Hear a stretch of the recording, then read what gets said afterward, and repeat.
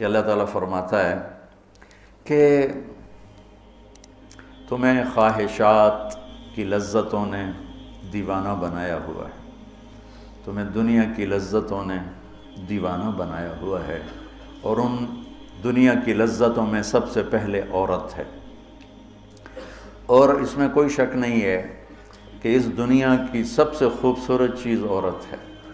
اور ایک آپ کو اپنا تجزیہ بتاؤں کہ دنیا پھری اور پھر کبھی جنگل، کبھی عرش، کبھی فرش، میں جو شعر پڑھا کرتا ہوں، کبھی عرش پر، کبھی فرش پر، کبھی ان کے در، کبھی در بدر، کبھی عاشقی تیرا شکریہ میں کہاں کہاں سے گزر گیا۔ دنیا میں انسان کے علاوہ جتنے نر ہیں وہ بہت خوبصورت اور مادی انتہائی تھکی ہوئی، چوڑی۔ مور دیکھا ہے؟ مور نر دیکھا ہے؟ کیا اس کے پر، کیا اس کی شان، کیا اس کا حسن، اور مور نہیں ویکھی مری ہوئی چوئی دی طرح۔ گھوڑے کو دیکھو، میرے والد صاحب گھوڑے رکھا کرتے تھے، تو ہم چھوٹے چھوٹے ہوتے تھے تو جو نر گھوڑے ہوتے تھے ایسے ان کا سر اٹھتا، اور گھوڑیاں ہی کرتی ہوتی تو ساری، حتیٰ کہ چوہا بھی سونا ہوتا ہے، چوئی نہ دے۔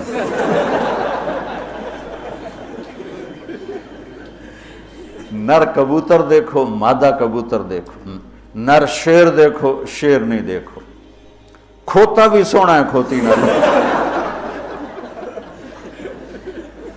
یہ میرا ایک تجزیہ ہے کہ انسان کے سوا جتنی مخلوق جاندار، اس میں نر خوبصورت ہے، مادہ اس کے مقابلے میں بالکل ماٹھی، اور انسانوں میں اس کے برعکس ہے، اس میں مادہ خوبصورت ہے، نر اس کے مقابلے میں نوکر ہی لگتا ہے بیچارہ۔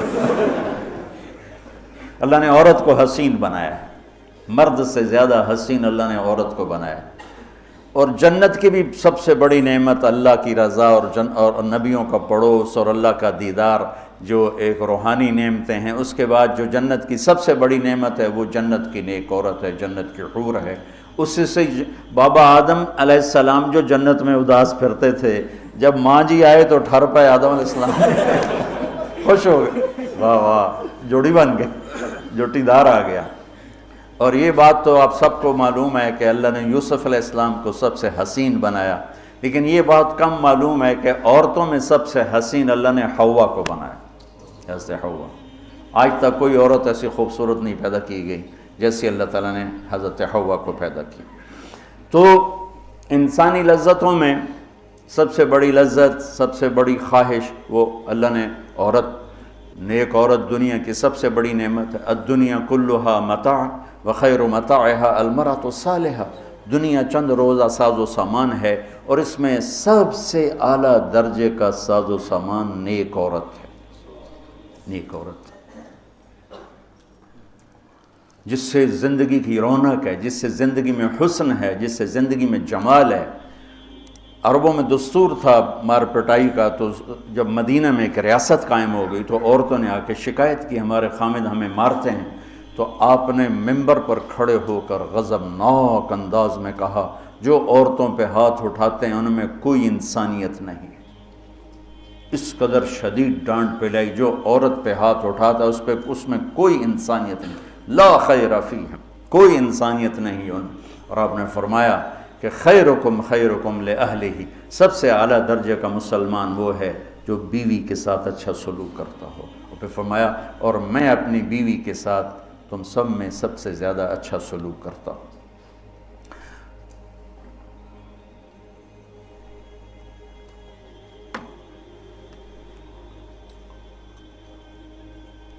آپ نے 9 گھر آباد کیے، جب آپ دنیا سے گئے 9 بیویاں تھیں، اور کسی گھر میں روٹی نہیں کھانے کو، دودھ نہیں پینے کو، دوا نہیں لینے کو، اور بیویاں قربان ہو رہی ہیں،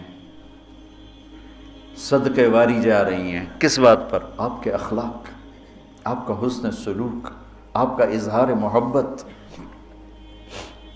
آپ کی رواداری، آپ کا انصاف، آپ کی دلداری۔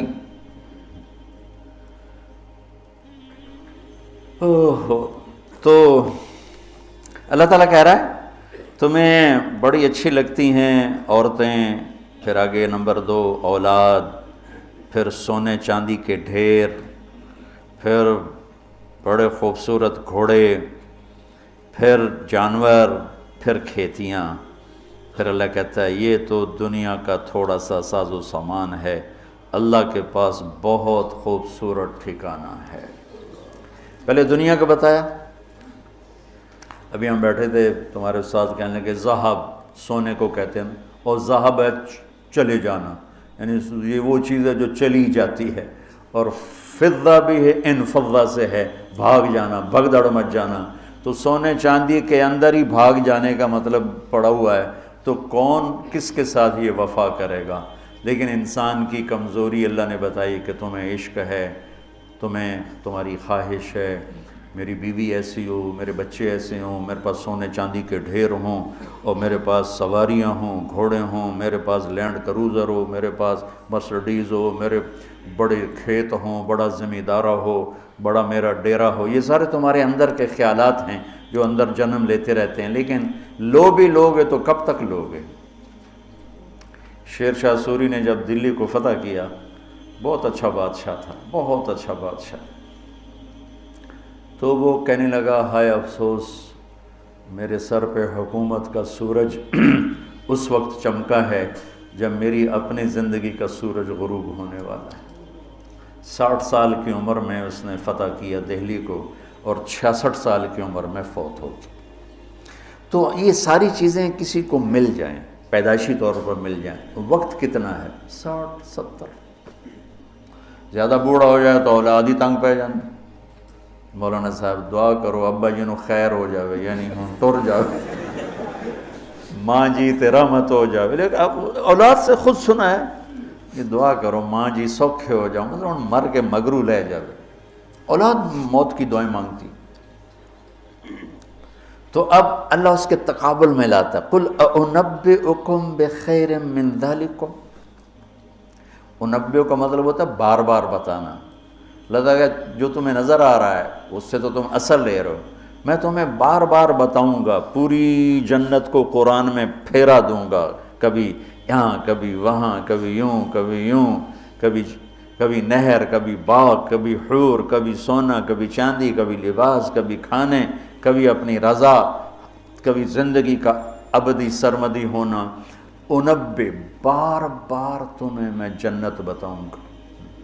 اللہ کے فضل سے بر صغیر میں جنت سب سے پہلے اللہ نے میری زبان سے کہلوائی، ورنہ کسی بڑے سے بڑے علامہ خطیب نے جنت کو نہیں کھولا تھا.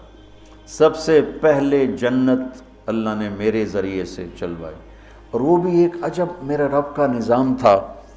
ہم نے بھی پڑھی تو نہیں تھی، نہیں ہمیں پڑھائی گئی تھی.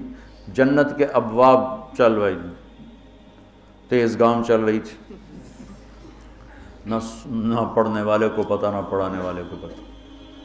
تو میں سال لگا رہا تھا، 80 81 میں نے سال لگایا جماعت میں. تو فروری کا مہینہ تھا اور ہماری گجراں والے تشکیل تھی، اور کویت کا ایک عرب میرے ساتھ تھا، اکرم اس کا نام تھا. اصل کہیں وہ ترکی تھا لیکن نسلوں سے آباد تھا. تو مجھ سے ایک دن کہنے لگا تو نے حادی الارواح الی بلاد الافراح یہ پڑھی ہے؟ یقین مانو. میں نے کہا یہ کیا ہوتا ہے؟ وہ نام عجیب ہے نا، حادی الارواح الی بلاد الافراح. حادی وہ حدی سے ہے، یحدو سے، وہ جو اونٹ کے لیے حدی ہوتی تھی نا، اونٹ کے لیے نغمہ ہوتا تھا، اونٹ تیز ہوتا تھا، تو روحوں کا وہ نغمہ جو انہیں خوشیوں کے شہر کی طرف لے جائے. مجھے پہلے سمجھ میں نہیں، میں نے کہا کیا کہہ رہے ہو، یہ کیا ہے؟ کہنے لگا کتاب ہے. میں نے کہا اچھا کتاب کس کی؟ کہا ابن القیم کی. میں نے کہا میں نے تو آج نام سنا ہے. کہا میں واپس تمہیں چلتے ہیں نا رائمنڈ، تو میرے وہاں پڑی ہے امانت میں تمہیں دوں گا. تو ہماری 10 دن کی تشکیل تھی، ہم واپس آئے تو اس نے مجھے وہ کتاب پکڑائی. میں نے اس کو پڑھنا شروع کیا. سب سے پہلے میرے رونگٹے کھڑے ہوئے کہ یا اللہ اتنا بڑا تیرا مہمان خانہ، اور ہمیں سوائے لفظ جنت کے علاوہ معلوم ہی نہیں کہ وہ کیا دولت ہے، کیا خزانہ ہے. تو کس طرح ہم دنیا سے بے رغبت ہوں گے، کیسے غلط عورتوں کے پھندوں سے بچیں گے، کیسے دنیا کی چمک دمک سے ہم بچیں گے جب تک ہمارے سامنے جنت کی رونق نہ ہو. جنت ایک نوجوان کہنے لگا اللہ حوروں کا لالچ کیوں دیتا ہے؟ میں نے کہا زنا کو روکنے کے لیے کہ لوگ شادی کر کے بھی زنا نہیں چھوڑتے ہیں. تو اللہ تعالیٰ نے کہا پاک دامن ہو جا، میں نے تیرے لیے جنت کی خوبصورت لڑکیاں تیار کر کے رکھی ہیں. وَزَوَّجْنَاهُمْ بِحُورٍ عِينٍ، اور ہم خود تمہارا نکاح کریں گے جنت کے حوروں کے ساتھ. اللہ نکاح پڑھے گا. سبحان اللہ. تو میں سال میں تو چل ہی رہا تھا، اور میرے اس وقت ہوئے تھے ستمبر، اکتوبر، نومبر، دسمبر، جنوری، 5 مہینے گزرے تھے، اور باقی 7 مہینے پڑے تھے. سب سے پہلے سال میں نے لگایا تبلیغ میں، پہلے 7 چلے ہوتے تھے. میں نے جنت کو شروع کیا، پڑھتا اور بولتا. جماعتوں میں تو پھر رہے تھے، ادھر پڑھنا ادھر بولنا، ادھر پڑھنا ادھر وہ سارا ایک دم میری ہوا جو شہرت کی ایسے ہوا کی طرح میرا نام پھیل گیا کہ کبھی کسی نے جنت سنی نہیں تھی. وہ کہا ہم نے تو 50-70 سال عمر ہے، کوئی کہ 80 سال عمر ہے، کوئی کہ میری 50 سال عمر ہے، میری 60 سال عمر ہے، میں نے زندگی میں کبھی جنت کو نہیں سنا، میں نے پہلی دفعہ آپ سے جنت کو سنا. تو وہ جو میں پہلے مشہور ہوا لوگوں میں، وہ جنت کی وجہ سے کہ جنت کو میں نے بیان کرنا شروع کیا. سارا 1000 آیات ہیں جنت اور جہنم پر، اور کوئی بیان ہی نہیں کرتا. کون ہم مرنا چاہتا ہے؟ کون غربت چاہتا ہے؟ کون بیماریاں چاہتا ہے؟ کون دکھ چاہتا ہے؟ ہر ایک چاہتا ہے کہ ایک آئیڈیل لائف ہو، آئیڈیل گھر ہو، ایک خوبصورت زندگی ہو. تو اللہ نے کہا میں نے چھپا کے رکھی ہے، اب تھوڑے دن میری مان لو، پھر تم آ جاؤ، پھر دیکھو میں تمہیں کیسے دیتا ہوں. تو قل انبئکم بخیر من ذالکم، میں تمہیں یہ یہاں کی عورت، یہاں کی اولاد، یہاں کا سونا چاندی، یہاں کے گھوڑے، یہاں کی سواریاں، یہاں کی لینڈ کروزریں، یہاں کے جانور، یہاں کی زمینیں جائیدادیں تو تم دیکھ رہے ہو، تمہیں ایک اور جہان بتاؤں؟ ایک اور جہان بتاؤں؟ یا اللہ کون سا ہے؟ قل الذین اتقوا، وہ سب کے لیے نہیں ہے، وہ ان کے لیے ہے جو میرے یار بنیں گے، جو مجھ سے دوستی لگائیں گے. سب کے لیے نہیں ہے، یہ وہ ہیں جو میرے یار بنیں گے. للذین اتقوا. یہ ہمارے دیہاتی کہتے ہیں اللہ آپ پہ بشکش،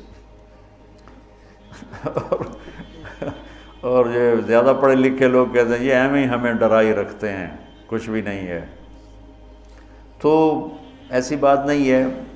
اللہ تعالیٰ نے حسین اور یزید میں فرق کرنا ہے.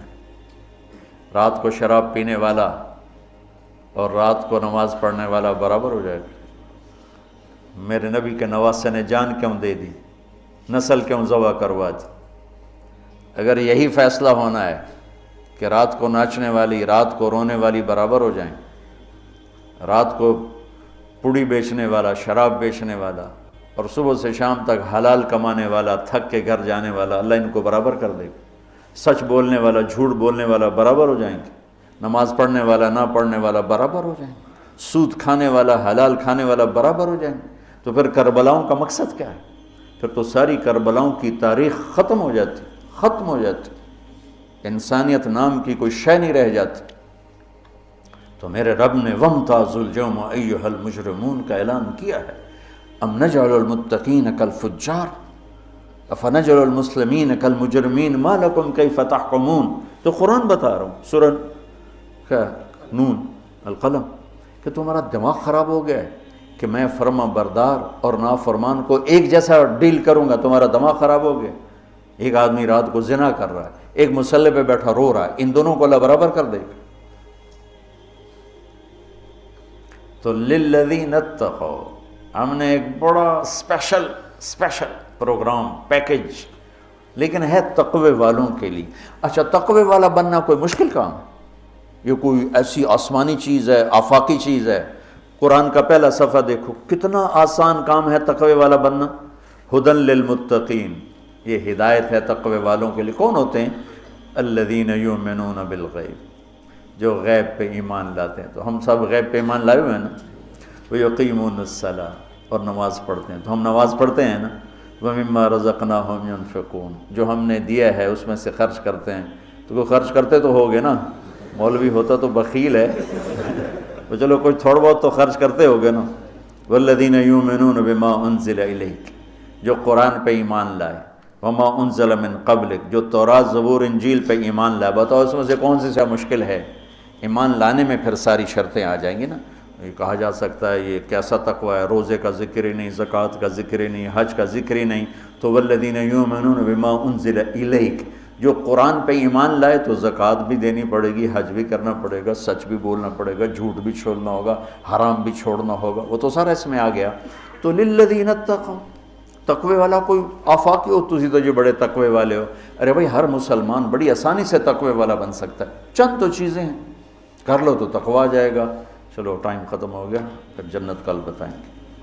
اللہم لک الحمد کما انت اہلہ، فصلی علی محمد کما انت اہلہ، وفعل بنا ما انت اہلہ، انک اہل التقوی و اہل المغفرہ۔